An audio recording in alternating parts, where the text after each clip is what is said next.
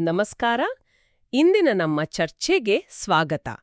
ನಾವು ಎರಡನೇ ಮಹಾಯುದ್ಧದ ಸಮಯಕ್ಕೆ ಹೋಗೋಣ. ಇಡೀ ಜಗತ್ತು ಯುದ್ಧದ ಬೆಂಕಿಯಲ್ಲಿ ಬೇಯ್ತಿದೆ.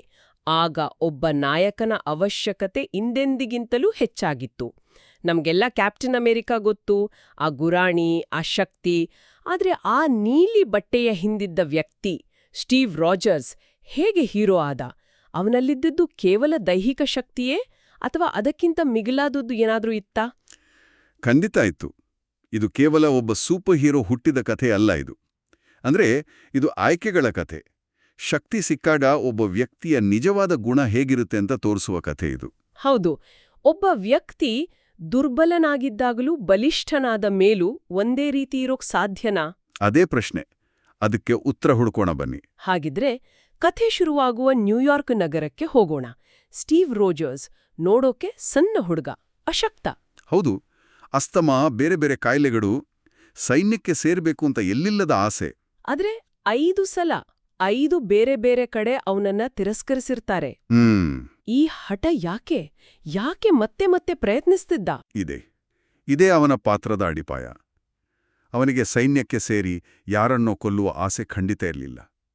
ಅವನಿಗೆ ಶಕ್ತಿಶಾಲಿಗಳು ದುರ್ಬಲರ ಮೇಲೆ ದೌರ್ಜನ್ಯ ಮಾಡೋದನ್ನು ನೋಡಕ್ಕೆ ಆಗ್ತಿರ್ಲಿಲ್ಲ. ಓ ಸರಿ. ಚಿಕ್ಕದಿನಿಂದಲೂ ಅಷ್ಟೇ. ಎಲ್ಲರೂ ಅವನನ್ನ ಗೇಲಿ ಮಾಡ್ತಿದ್ರು, ಹೊಡಿತಿದ್ರು, ಆಗ್ಲೂ ಅವನು ಎದುರು ನಿಲ್ತಿದ್ದ. ಯುದ್ಧ ಅನ್ನೋದು ಅವನ ಪಾಲಿಗೆ ಒಂದು ದೊಡ್ಡ ಮಟ್ಟದ ದೌರ್ಜನ್ಯ. ಅದಕ್ಕೆ ಎದುರು ನಿಲ್ಲೋದು ಅವನ ಕರ್ತವ್ಯ ಆಗಿತ್ತು. ಅವನ ಸ್ನೇಹಿತ ಬಕಿ ಬಾರ್ನ್ಸ್ ಯಾವಾಗ್ಲೂ ಅವನನ್ನ ರಕ್ಷಿಸ್ತಿದ್ದ ಅಲ್ವಾ? ಹೌದು, ಆದ್ರೂ ಸ್ಟೀವ್ನ ಹೋರಾಟದ ಕಿಚ್ಚು ಮಾತ್ರ ಆರೇ ಇರಲಿಲ್ಲ. ಸರಿ, ಇಲ್ಲೊಂದು ಪ್ರಶ್ನೆ ಬರುತ್ತೆ.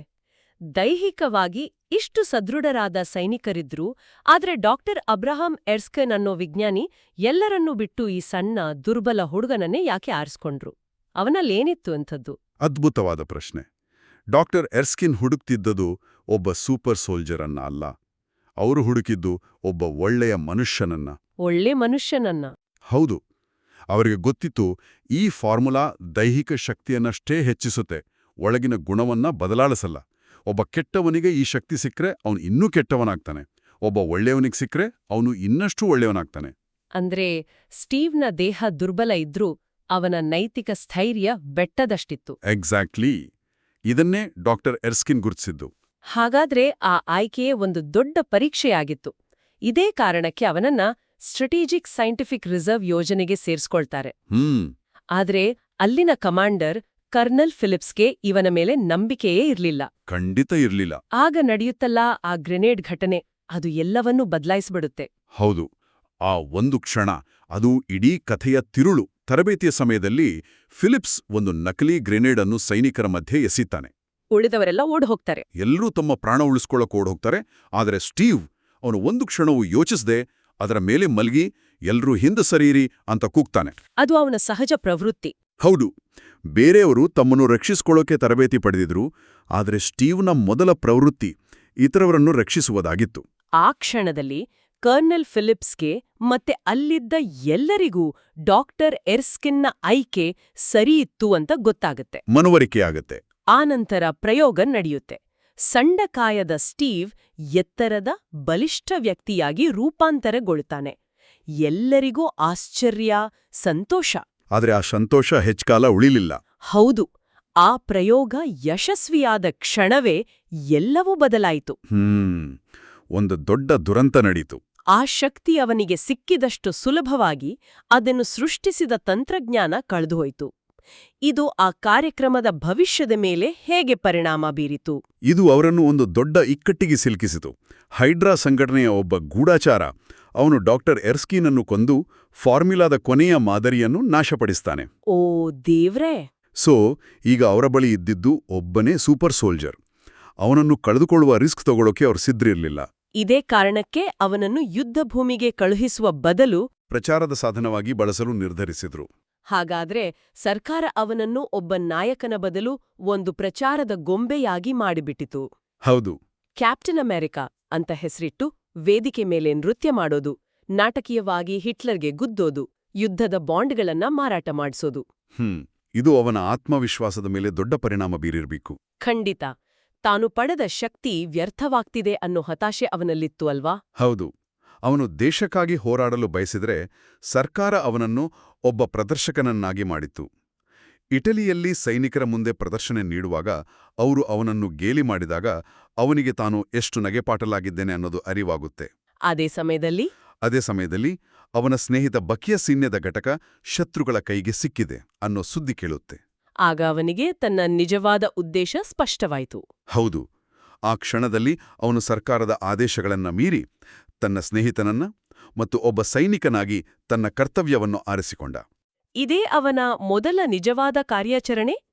ಏಜೆಂಟ್ ಪೆಗಿ ಕಾರ್ಟರ್ ಮತ್ತು ಹವಾರ್ಡ್ ಸ್ಟಾರ್ಕ್ ಸಹಾಯದಿಂದ ಒಬ್ಬನೇ ಶತ್ರುಗಳ ಕೋಟೆಯೊಳಗೆ ನುಗ್ಗುತ್ತಾನೆ. ಇದು ಕೇವಲ ಒಂದು ರಕ್ಷಣಾ ಕಾರ್ಯಾಚರಣೆ ಆಗಿರಲಿಲ್ಲ, ಇದು ಸ್ಟೀವ್ ತನ್ನ ಅಸ್ತಿತ್ವವನ್ನೇ ಸಾಬೀತುಪಡಿಸಿಕೊಳ್ಳುವ ಕ್ಷಣವಾಗಿತ್ತು. ಖಂಡಿತ. ನೂರಾರು ಸೈನಿಕರನ್ನು ಬಿಡುಗಡೆ ಮಾಡಿದಾಗ ಅವನಿಗೆ ಮೊದಲ ಬಾರಿಗೆ ಹೈಡ್ರಾದ ನಾಯಕ ಜೊಹಾನ್ ಸ್ಮಿತ್ ಅಲಿಯಾಸ್ ರೆಡ್ ಸ್ಕಲ್ ಎದುರಾಗುತ್ತಾನೆ. ಇಲ್ಲಿ ಕಥೆಗೊಂದು ಆಸಕ್ತಿದಾಯಕ ತಿರುವು ಸಿಗುತ್ತೆ. ಹೌದು, ಯಾಕಂದ್ರೆ ರೆಡ್ ಸ್ಕಲ್ ಕೂಡ ಡಾಕ್ಟರ್ ಎರ್ಸ್ಕಿನ್ನ ಫಾರ್ಮುಲಾದ ಅಪೂರ್ಣ ಆವೃತ್ತಿಯನ್ನ ಬಳಸಿದ್ದ. ಓಹ್! ಸ್ಟೀವ್ಗೆ ಆ ಫಾರ್ಮುಲಾ ಅವನಲ್ಲಿದ್ದ ಒಳ್ಳೆಯತನವನ್ನು ಹೆಚ್ಚಿಸಿದರೆ, ಸ್ಮಿತ್ನಲ್ಲಿದ್ದ ದುರಹಂಕಾರ ಮತ್ತು ಕ್ರೌರ್ಯವನ್ನು ಅದು 1000 ಪಟ್ಟು ಹೆಚ್ಚಿಸಿ ಅವನನ್ನು ವಿರೂಪಗೊಳಿಸಿತು. ಅಂದ್ರೆ ಅವನು ಸ್ಟೀವ್ನ ಕತ್ತಲೆ ಪ್ರತಿಬಿಂಬದಂತೆ. ಸರಿಯಾಗಿ ಹೇಳಿದ್ರಿ. ಒಂದೇ ತಂತ್ರಜ್ಞಾನ, ಇಬ್ಬರು ವ್ಯಕ್ತಿಗಳು, ಆದರೆ ಫಲಿತಾಂಶ ಮಾತ್ರ ಸಂಪೂರ್ಣ ವಿಭಿನ್ನ. ಈ ಘರ್ಷಣೆಯ ನಂತರ ಸ್ಟೀವ್ ಅಮೆರಿಕಾಗೆ ಮರಳಿದಾಗ ಅವನಿಗೆ ಹೀರೋನ ಸ್ವಾಗತ ಸಿಗುತ್ತೆ. ಆಗ ಅವನು ತಾನು ರಕ್ಷಿಸಿದ ಸೈನಿಕರೊಂದಿಗೆ ಹೌಲಿಂಗ್ ಕಮಾಂಡೋಸ್ ಎಂಬ ತಂಡವನ್ನು ರಚಿಸುತ್ತಾನೆ. ಹೌದು. ಮತ್ತು ಆಗಲೇ ಅವನಿಗೆ ಆ ಪ್ರಸಿದ್ಧ ಗುರಾಣಿ ಸಿಗೋದು. ಹವಾರ್ಡ್ ಸ್ಟಾರ್ಕ್ ನಿರ್ಮಿಸಿದ ಆ ವೈಬ್ರೇನಿಯಂ ಶೀಲ್ಡ್. ಆ ಶೀಲ್ಡ್ ಕೇವಲ ಒಂದು ರಕ್ಷಣಾ ಕವಚವಾಗಿರಲಿಲ್ಲ, ಅದರ ಆಯ್ಕೆಯಲ್ಲೇ ಒಂದು ಸಂಕೇತವಿದೆ. ಸಂಕೇತ ಹೇಗೆ? ಅವನಿಗೆ ಕತ್ತಿ, ಬಂದೂಕುಗಳ ಬದಲು ಒಂದು ಗುರಾಣಿಯನ್ನು ನೀಡುವುದು ಅವನ ಪಾತ್ರಕ್ಕೆ ಹಿಡಿದ ಕನ್ನಡಿ. ಅವನ ಮುಖ್ಯ ಉದ್ದೇಶ ಕೊಲ್ಲುವುದಲ್ಲ, ರಕ್ಷಿಸುವುದು. ವಾವ್! ಮತ್ತು ವೈಬ್ರೇನಿಯಂ ಕೇವಲ ಗಟ್ಟಿಯಲ್ಲ, ಅದು ಕಂಪನಗಳನ್ನು ಹೀರಿಕೊಳ್ಳುತ್ತದೆ. ಅಂದರೆ ಅವನ ಮೇಲೆ ಬರುವ ದ್ವೇಷ, ಆಕ್ರಮಣವನ್ನು ತಡೆದು ನಿಲ್ಲಿಸುವ ಶಕ್ತಿ ಅದಕ್ಕಿದೆ.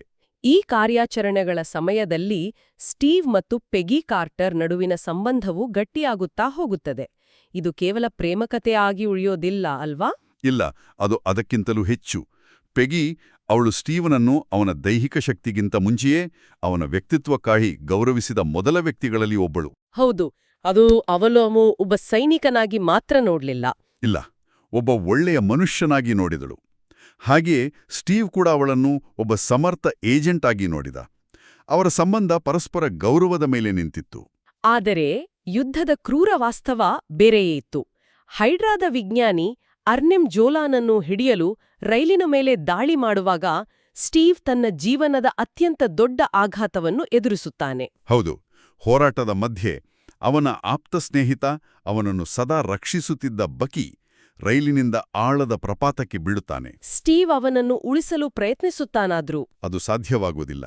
ತನ್ನ ಕಣ್ಮುಂದೆಯೇ ತನ್ನ ಸಹೋದರನಂತಿದ್ದ ಸ್ನೇಹಿತನನ್ನು ಕಳೆದುಕೊಂಡ ಕ್ಷಣ ಸ್ಟೀವ್ನನ್ನು ಸಂಪೂರ್ಣವಾಗಿ ಜರ್ಜರಿತನನ್ನಾಗಿಸುತ್ತದೆ. ಈ ನಷ್ಟ ಅವನ ಮೇಲೆ ಯಾವ ರೀತಿ ಪರಿಣಾಮ ಬೀರಿತು? ಇದು ಅವನನ್ನು ದುರ್ಬಲಗೊಳಿಸಿತೆ ಅಥವಾ ಇನ್ನಷ್ಟು ಗಟ್ಟಿಗೊಳಿಸಿತೆ? ಎರಡೂ ಆಯಿತು. ವೈಯಕ್ತಿಕವಾಗಿ ಅವನು ಸಂಪೂರ್ಣವಾಗಿ ಭಾಗಿ ಹೋದ. ಆದರೆ ಒಬ್ಬ ನಾಯಕನಾಗಿ ಅವನ ಸಂಕಲ್ಪ ಇನ್ನಷ್ಟು ಗಟ್ಟಿಯಾಯಿತು. ಅಂದ್ರೆ ಅಲ್ಲಿಯವರೆಗೂ ಅದು ದೇಶಕ್ಕಾಗಿ ನಡೆಸುತ್ತಿದ್ದ ಯುದ್ಧವಾಗಿತ್ತು. ಆದರೆ ಬಕಿಯ ಸಾವಿನ ನಂತರ ಅದು ಅವನ ವೈಯಕ್ತಿಕ ಯುದ್ಧವಾಯಿತು. ರೆಡ್ ಸ್ಕಲ್ಲನ್ನು ಸೋಲಿಸುವುದು ಅವನಿಗೆ ಕೇವಲ ಕರ್ತವ್ಯವಾಗಿರಲಿಲ್ಲ, ಅದೊಂದು ಸೇಡಿನ ಪ್ರತಿಜ್ಞೆಯಾಯಿತು. ಇದು ನಮ್ಮನ್ನು ಕಥೆಯ ಅಂತಿಮ ಹಂತಕ್ಕೆ ಕರೆತರುತ್ತದೆ. ರೆಡ್ ಸ್ಕಲ್ ಟೆಸರಾಕ್ಟ್ ಎಂಬ ಬ್ರಹ್ಮಾಂಡದ ಶಕ್ತಿಯುಳ್ಳ ವಸ್ತುವನ್ನು ಬಳಸಿ ಅಮೆರಿಕದ ಮೇಲೆ ದಾಳಿ ಮಾಡಲು ಸಿದ್ಧನಾಗಿರುತ್ತಾನೆ. ಅವನ ಯೋಜನೆ ಯಶಸ್ವಿಯಾದರೆ ಲಕ್ಷಾಂತರ ಜನರ ಸಾವು ಖಚಿತ. ಸ್ಟೀವ್ ಒಬ್ಬನೇ ಆ ದೈತ್ಯ ವಿಮಾನದೊಳಗೆ ನುಗ್ಗುತ್ತಾನೆ. ಹೌದು, ಅಲ್ಲಿ ಅವರಿಬ್ಬರ ನಡುವೆ ಅಂತಿಮ ಸಂಘರ್ಷ ನಡೆಯುತ್ತದೆ. ಹೋರಾಟದ ಮಧ್ಯ ರೆಡ್ ಸ್ಕಲ್ ಆ ಟೆಸರಾಕ್ಟನ್ನು ಬರಿಗೈಯಲ್ಲಿ ಹಿಡಿಯುತ್ತಾನೆ. ಅದರ ಶಕ್ತಿಯನ್ನು ತಡೆಯಲಾಗದೆ ಒಂದು ಬೆಳಕಿನ ಕಿರಣ ಅವನನ್ನು ಆಕಾಶಕ್ಕಿಳಿದು ಮಾಯವಾಗುವಂತೆ ಮಾಡುತ್ತದೆ. ಟೆಸರಾಕ್ಟ್ ವಿಮಾನದ ನೆಲವನ್ನು ಸುಟ್ಟು ಸಮುದ್ರಕ್ಕೆ ಬೀಳುತ್ತದೆ. ರೆಡ್ ಸ್ಕಲ್ ಹೋದ, ಆದರೆ ಸಮಸ್ಯೆ ಮುಗಿದಿರ್ಲಿಲ್ಲ. ವಿಮಾನ ಇನ್ನೂ ಅಮೆರಿಕದ ಕಡೆಗೆ ಸಾಗುತ್ತಿತ್ತು. ಬಾಂಬ್ಗಳು ಸಕ್ರಿಯವಾಗಿದ್ದವು. ಹೌದು, ಅದನ್ನು ಸುರಕ್ಷಿತವಾಗಿ ಇಳಿಸಲು ಯಾವುದೇ ದಾರಿ ಇರಲಿಲ್ಲ. ಆಗ ಸ್ಟೀವ್ ಒಂದು ನಿರ್ಧಾರ ತೆಗೆದುಕೊಳ್ಳುತ್ತಾನೆ. ಇದು ಅವನ ಇಡೀ ಜೀವನದ ಸಾರಾಂಶದಂತಿದ್ದ ನಿರ್ಧಾರ ಅಲ್ವಾ? ಹೌದು, ಆ ದುರ್ಬಲ ಹುಡುಗ ಯಾಕೆ ಸೂಪರ್ ಸೋಲ್ಜರ್ ಆಗಲು ಅರ್ಹನಾಗಿದ್ದ ಅನ್ನೋದಕ್ಕೆ ಆ ಕ್ಷಣವೇ ಸಾಕ್ಷಿ. ತನ್ನ ಪ್ರಾಣಕ್ಕಿಂತ ಲಕ್ಷಾಂತರ ಜನರ ಪ್ರಾಣ ಮುಖ್ಯವೆಂದು ಅವನು ವಿಮಾನವನ್ನು ಆರ್ಟಿಕ್ನ ಹಿಮಗಡ್ಡೆಗಳ ಮೇಲೆ ಅಪ್ಪಳಿಸಲು ನಿರ್ಧರಿಸ್ತಾನೆ. ಅದಕ್ಕೂ ಮುನ್ನ ಅವನು ರೇಡಿಯೋ ಮೂಲಕ ಪೆಗ್ಗಿಯನ್ನು ಸಂಪರ್ಕಿಸುತ್ತಾನೆ. ಆ ಕೊನೆಯ ಸಂಭಾಷಣೆ ಅದು ನಿಜಕ್ಕೂ ಹೃದಯ ಕಲುಕುವಂಥದ್ದು.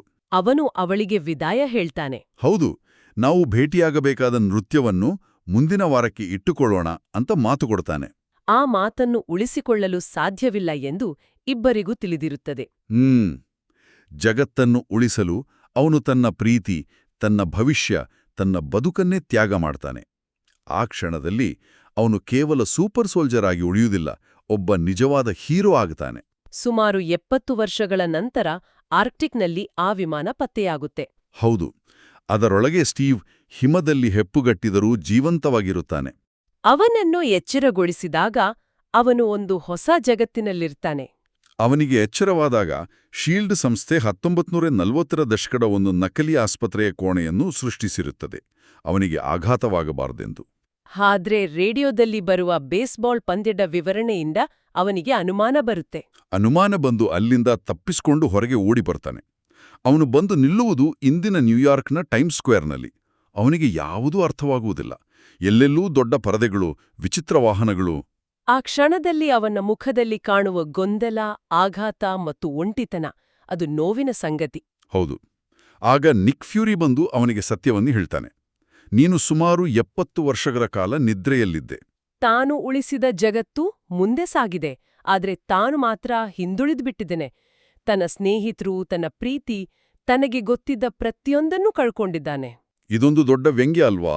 ಸ್ಟೀವ್ ರೋಜರ್ಸ್ ತಾನು ಬಯಸಿದಂತೆ ದೇಶಕ್ಕೆ ಸೇವೆ ಸಲ್ಲಿಸಿದ, ಯುದ್ಧವನ್ನು ಗೆದ್ದ. ಆದ್ರೆ ಅದಕ್ಕಾಗಿ ಅವನು ತೆತ್ತ ಬೆಲೆ ಅಪಾರ. ಅವನು ತನ್ನ ಇಡೀ ಜಗತ್ತನ್ನೇ ಕಳ್ಕೊಂಡ. ಅವನ ತ್ಯಾಗವು ಒಬ್ಬ ಹೀರೋನ ನಿಜವಾದ ಅರ್ಥವನ್ನು ತೋರಿಸುತ್ತದೆ. ಅದು ಶಕ್ತಿಯ ಪ್ರದರ್ಶನವಲ್ಲ, ಬದಲಾಗಿ ಸರಿಯಾದದ್ದಕ್ಕಾಗಿ ಎಲ್ಲವನ್ನೂ ತ್ಯಾಗ ಮಾಡುವ ಮನೋಭಾವ. ಹಾಗಾದರೆ ಕೊನೆಯದಾಗಿ ಒಂದು ಕುತೂಹಲಕಾರಿ ಪ್ರಶ್ನೆ ಉಳಿಯುತ್ತದೆ. ಹೇಳಿ.